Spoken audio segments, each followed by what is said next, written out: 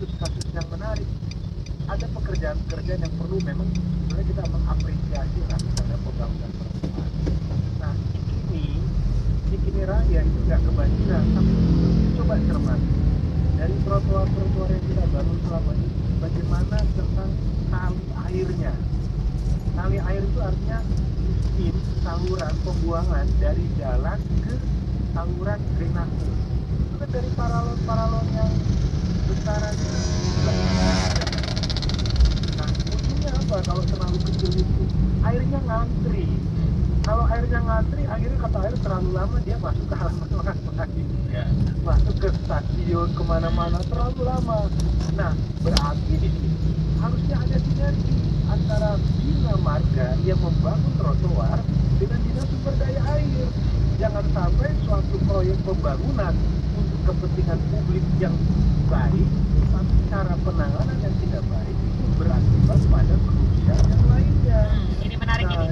Ya, saya kembali ke Ibu Ida dulu. Tadi Ibu Ida sempat menyinggung soalnya ada angka 2,6 triliun dari sumber daya air yang digelontorkan setiap tahun begitu ya. Tapi meskipun itu untuk membayar honorer begitu, apakah ada dana yang juga digunakan atau dipersiapkan untuk mengatur beberapa sistem seperti kesinambungan drainase dan lain-lain sebagainya yang disampaikan Pak Yaya tadi? ada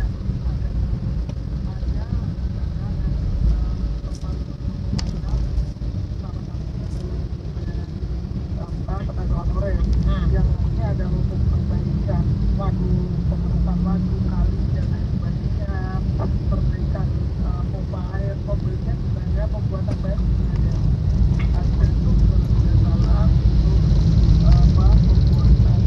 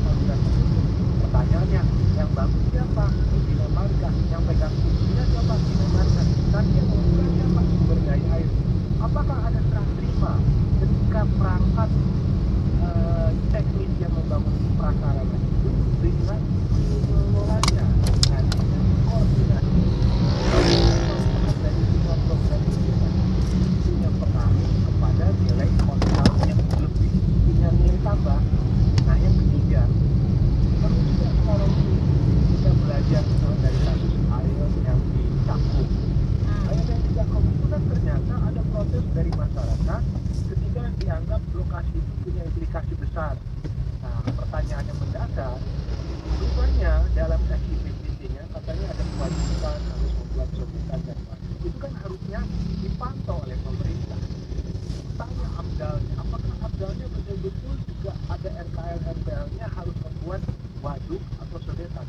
Pertanyaannya, sudah setiap tahun dibangun, mengapa tidak ada yang mengeksekusi? Mengapa tidak dilakukan tindakan untuk memenuhi kewajibannya? Baik. Nah, ketika peristiwa banjir itu terjadi, sekarang kan seakan-akan pemerintah mengatakan itu tanggung jawab pengembang, bukan tanggung jawab Pemda. Nah, inilah kasus-kasus di lapangan ini harus dipetakan secara bersama-sama untuk mendapatkan jalan keluar apa yang dilakukan pemerintah, apa yang dilakukan oleh masyarakat. Baik, ketika Pak Yayat mengatakan drainase yang di Jakarta kini tidak jelas, apakah ini berarti harus ada pembuatan drainase baru atau perbaikan drainase sehingga lebih memadai nantinya Pak Yayat? Nah, ini begini, DKI menggunakan master plan yang mana? Kementerian PU ada master plan. Kita dulu penataan secara menyeluruh itu ada master plan drainase tahun 73, itu warisan masa lalu di Belanda digunakan, disempurnakan kembali oleh desain yang tahun 2017 atau 2018. Nah, desain itu sudah mempertimbangkan peningkatan kapasitas antara kondisi existing dengan desain peningkatan. Nah, yang menjadi tantangan dan pertanyaannya dalam 2 bulan terakhir ada lokasi yang bertambah, ada masalah yang bertambah. Nah, kata kunci lebih lanjut, apakah masalah-masalah yang terjadi hari ini menjadi bagian tidak dalam program rencana kerja pemerintah daerah DKI di 2020? Jangan sampai rencana programnya jauh berbeda dengan fakta dan kebutuhan pangan. Mengapa itu penting? Satu nilai manfaat dari anggaran maupun program ini harus betul-betul nilai tambah dan mampu dirasakan masyarakat. Kalau tidak, ya sudah ibaratnya satu ke kiri, satu ke kanan, itu punya implikasi besar bahwa apa yang dijalankan yang tidak mampu. Yang kedua, saya katakan peran dari DPR itu bagaimana mendorong pencapaian target RPJMD. Karena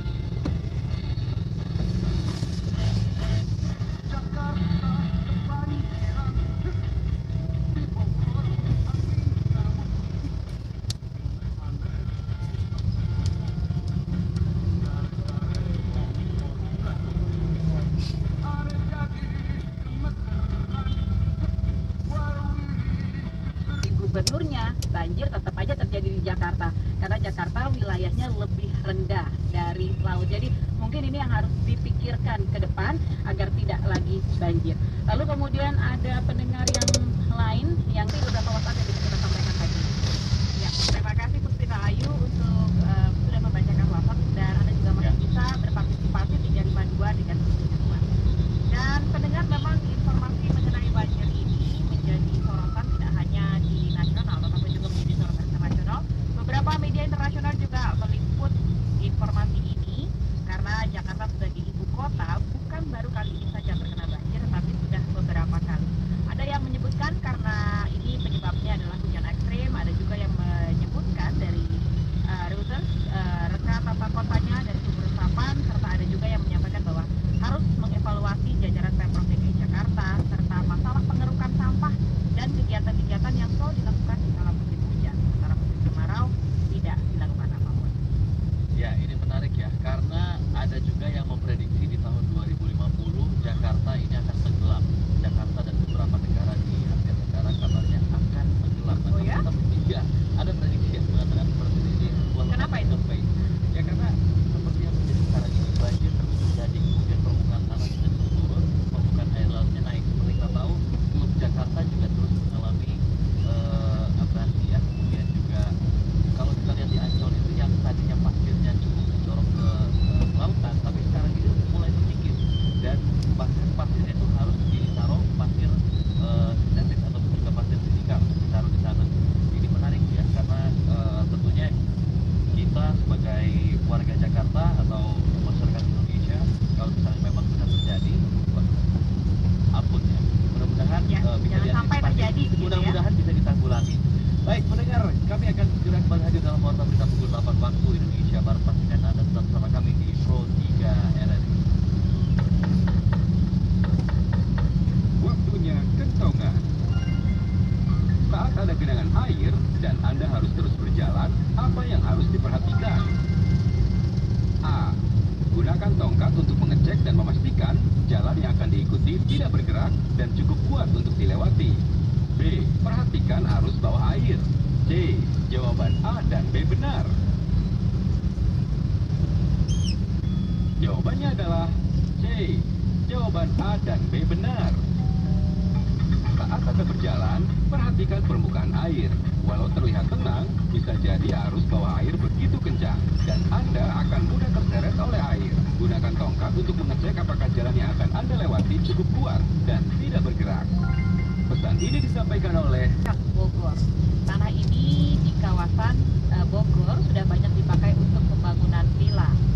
Untuk itu Kementerian ATR BPN bertekad untuk mengembalikan fungsi lahan di sana menjadi daerah resapan air dengan cara memperbanyak penanaman pohon di wilayah tersebut.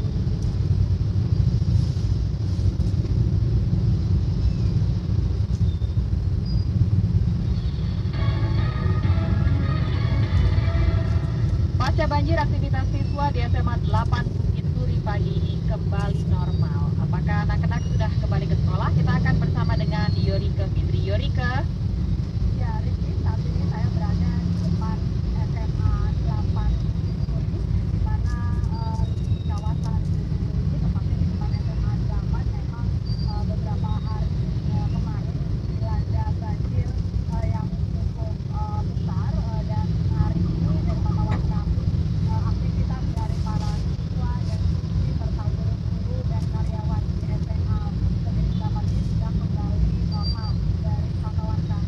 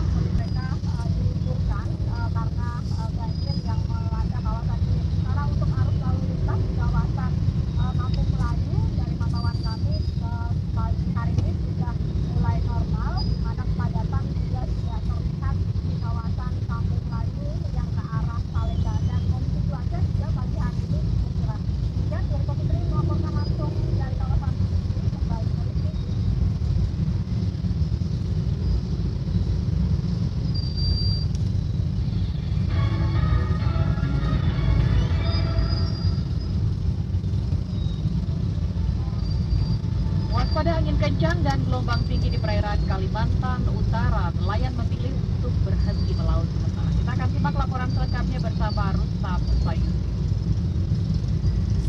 Siang ini besar juga gelombang ini. Biasanya malam aja gelombang ini, biar siang malam ini ada Nelayan kecil rata-rata lebih memilih untuk tidak melaut menghindari angin kencang disertai gelombang tinggi di perairan Kalimantan Utara. Salah satunya Takdir, nelayan Karanganyar Pantai, satu sering ikut perikanan ini kepada RRI Selasa 25 Februari 2020 sudah kurang lebih 9 hari tidak lagi melaut untuk mencari nafkah keluarganya. Diakui Takdir dalam uji beberapa hari-hari istri dan 3 anaknya memanfaatkan dari tabungan hebat selama ini sambil memperbaiki kapal serta jaring yang mengalami rusak. Ya, sudah berapa bulan ini bergelombang terus ini? Sudah 9 hari nih. Jadi anggota ada sebagian sudah ke Buju, bilangnya mau tambah besar gelombang ini hari lagi. Kita perbaiki buka dulu sama perahu. Kalau untuk kebutuhan hari-hari kan ya mungkin ada simpanan kemarin dan menjaga-jaga situasi. Kan. Hal senada juga diungkapkan Rustam, Ketua Kesatuan Nelayan Kecil Kalimantan Utara. Pihaknya sudah mendapatkan laporan beberapa nelayan tidak lagi melaut mengingat kondisi gelombang tinggi dan angin kencang di perairan Kaltara. Namun beberapa nelayan tetap memberanikan diri untuk melaut mencari nafkah bagi keluarganya meskipun tidak bisa bergerak ke tengah lautan menghindari gelombang tinggi dan angin kencang. Iya, banyak juga sih yang lebih perhatian, banyak yang belajar perahu. Tapi yang ya pikir-pikir aja, kita tidak terlalu berani melautnya. Tambahkan Rustam, ia mendapatkan informasi seorang nelayan Tanjung Batu, Kelurahan Malungan Timur atas nama Muhammad Amir meninggal dunia di atas perahunya ketika menarik alat tangkap melawan gelombang mengakibatkan kaki dan tangannya terlilit alat tangkap dan baru diketahui lokasinya. Sempat bermalam satu malam baru didapat di luar amal sana perahunya sama bukan dari heret tahu. Tapi korbannya di atas perahu aja, cuma kakinya terlilit. Iya. Sementara informasi dari Prakirawan BMKG mengutarakan kondisi perairan Kalimantan Utara hari ini dan besok untuk arah angin utara timur laut dengan kecepatan 3 hingga 15 knot, sementara gelombang 1,25 hingga 2 meter.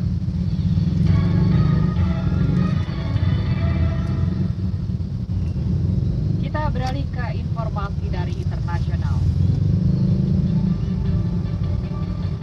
Mantan Presiden Mesir Husni Mubarak meninggal dalam usia 91 tahun. Ia dilaporkan wafat di sebuah rumah sakit di ibu kota Kairo. Seperti dilansir Associated Press bahwa Mubarak dilaporkan meninggal ketika menjalani operasi di rumah sakit tersebut.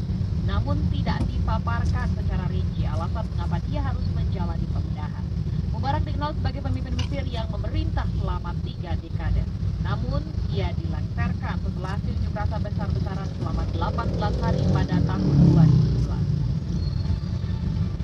Pengadilan Mesir menjatuhkan vonis penjara seumur hidup kepada Mubarak karena tidak berusaha mencegah aksi kekerasan yang dilakukan oleh aparat keamanan. Tindakan represif itu membuat sebanyak 900 demonstran meninggal dunia.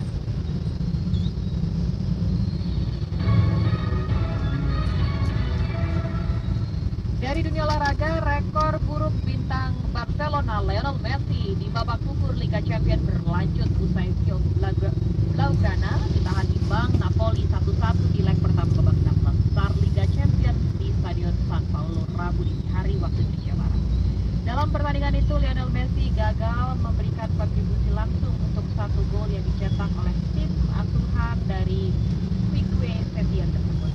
Satu-satunya gol Barcelona saat melawan Napoli tercetak Antoine Griezmann di menit ke-57.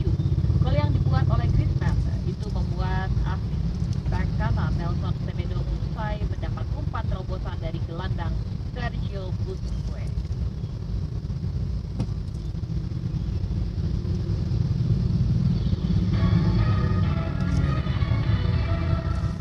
Pendengar, sekian Warta Berita, produksi Radio Republik Indonesia.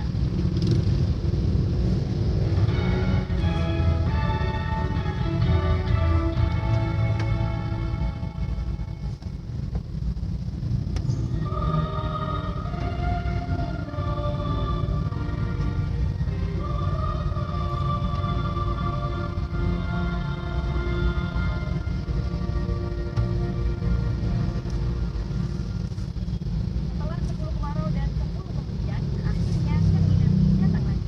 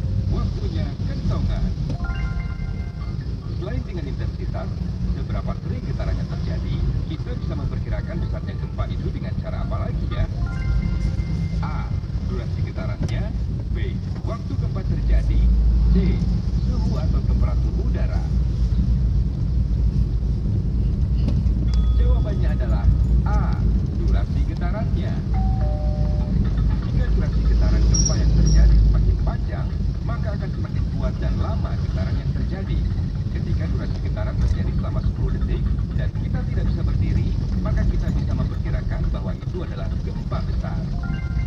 Pesan ini disampaikan oleh Radio Republik Indonesia. Channel ini bisa didengarkan dengan kualitas audio lebih baik.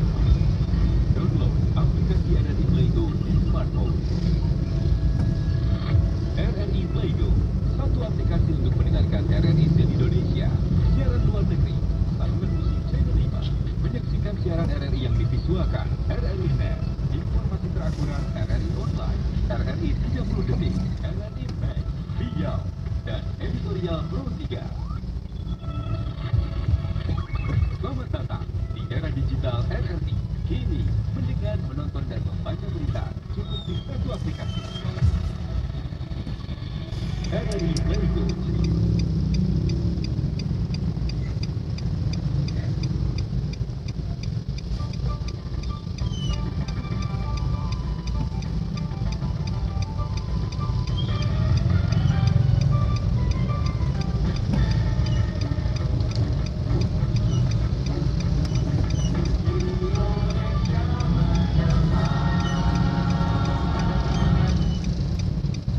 Indonesia Menyapa Pagi. Ya, pendengar sensus penduduk. Kaula muda, ayo pastikan kamu tercatat dan berpartisipasi dalam sensus penduduk 2020. Caranya gampang, langsung secara online di sensus.bps.go.id tanggal 15 Februari sampai 31 Maret 2020. Atau nanti kamu bisa tutup petugas sensus yang bakal datang ke rumah kamu pada 2020. Mumpung sekarang lagi periode sensus penduduk online, cepetan siapin KK dan KTP kamu untuk login ke sensus.bps.go.id.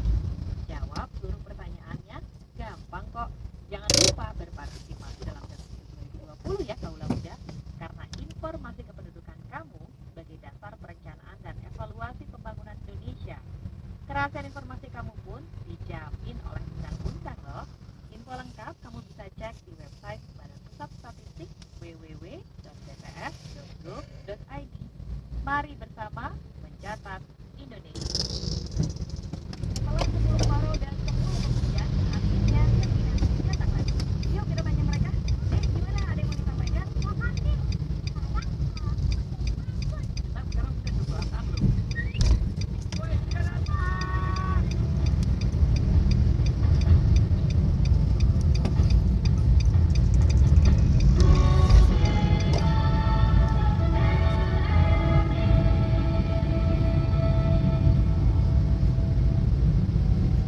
Ya, pendengar, Anda masih bersama saya Rizky Rustarto dalam Indonesia Menyapa Pagi. Dan untuk Anda yang terdampak banjir, ada informasi penting bagi Anda. Jadi Kementerian Dalam Negeri sudah menjamin penggantian dokumen rusak akibat banjir. Oleh karena itu, kemarin Direktur Jenderal Kependudukan dan Catatan Sipil atau Dukcapil Kementerian Dalam Negeri, Dudan Arifin Fahruloh, menyatakan bahwa Kemendagri menjamin seluruh dokumen kependudukan warga seperti akte kelahiran, IKTP, hingga kartu keluarga yang rusak atau hilang karena bencana banjir di wilayah Jabodetabek akan segera diganti. Dia juga mengaku sudah menginstruksikan kepada seluruh instansi Dukcapil dengan memprioritaskan pelayanan penggantian dokumen kependudukan bagi warga korban banjir. Oleh karena itu, bagi Anda yang terdampak banjir akan lebih mudah, mungkin Anda bisa langsung menuju ke Gedung Arsip Nasional untuk memperbarui ataupun juga menghubungi Dukcapil setempat, karena memang untuk Anda yang terdampak banjir ini dijamin langsung oleh Kementerian Dalam Negeri. Dan Anda masih bisa menyampaikan partisipasi Anda pada pagi hari ini. Bagaimanakah banjir di DKI Jakarta yang tadi dinyatakan oleh Ibu Ida sudah berlangsung 9 kali dalam waktu 3 bulan terakhir. Nah, apakah memang ini kesalahan ada sepenuhnya di tangan Gubernur DKI Jakarta Anies Baswedan, ataukah memang koordinasi dari pihak-pihak terkait termasuk nasional yang belum terkoordinir dengan baik? Silahkan Anda bisa partisipasi di 352 3172 3866712 atau 3844545, dan SMS juga WhatsApp di 081 399 399 888. Sudah ada yang bergabung bersama kami, ada Pak Dadi di Tangerang. Selamat pagi Pak Dadi. Pagi, Bung Jaya. Dengan Rizky Pak Dadi pagi hari ini. Mbak Rizky sama ini kalau nggak salah. Mas Fadli. Mas Fadli ya. Ya, saya sedang sendirian ini Pak Dadi. Mungkin ditemani Pak Dadi aja ya, melalui telepon ya. Gimana Pak? Begini nih Mbak.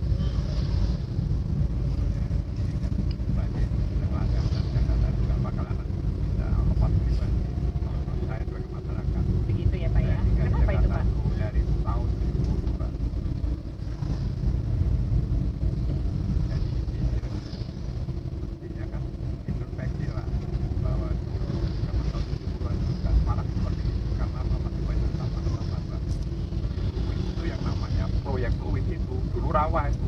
Terus Jakarta Utara tuh banyak rawa-rawa pembuangan. Ya. Tadi malam saya ngikutin itu. Bener juga itu memang pembangunan tapi tanpa planning yang benar. Gitu loh. Jadi setiap perumahan bagus tapi tidak memberikan resapan-resapan gitu loh. Jadi istilahnya kan sebetulnya kalau rumah besar begitu duitnya banyak, sebetulnya kan bisa bikin tandon air. Jadi bikin dam yang besar tertutup di bawah untuk mengatasi kalau di lokasinya dia itu kebanjiran. Ya. Jadi dibuang ke situ. Jadi itu tertutup tuh Mbak, kayak safety tank lah gitu. Tapi yang besar. Jadi, Pak Dadi di Tangerang sudah mengusulkan hal yang sama belum ke RT RW setempat mungkin? kalau saya begini Mbak, saya resapan memang ada, saya selalu bikin. Oke. Nah, ini contohnya rumah saya sendiri deh. Iya. Dari dulu nggak pernah kebanjiran, ya kan? Airnya masuk ke halaman memang, tapi memang saya bikin sengaja karena untuk tandon air gitu loh. Jadi karena kan kita pakai sumur bor, jadi kalau sampai di beton semua, ya kita bisa kering, bisa ambrol tuh fondasi saya. Iya. Jadi karena sengaja saya bikin begitu. Jadi kemarin ini waktu hujan itu berturut-turut dari malam, terus sampai siang. Besoknya lagi seperti itu tuh. Itu volumenya memang berbeda Mbak. Tempat saya sampai naik Mbak. Yang tidak seperti biasa-biasanya. Jadi contohnya seperti itu aja nih. Jadi rumah pribadi saya itu seperti itu. Baik, kan? itu ya. Apalagi kalau rumah-rumah proyek yang besar itu yang mestinya tadinya tandon air terus ditutup tanpa memikirkan itu. Terus Baik. gini lagi ada Mbak lagi. Apa satu lagi Pak? Tadi Lebih kan- singkat? Tadi kan mendengar itu tadi Ibu sama Ida gitu ya. Iya. Kayak ini politisi itu kalau asalnya dari DPRD ya. Iya. Mestinya nggak seperti itulah. Kalau memang soal itu yang paduk mana Rio itu. Kalau memang sudah diserahkan, dia tegur dong. Pemberdannya panggil dia. Kan sudah diserahkan. Itu loh maksudnya jangan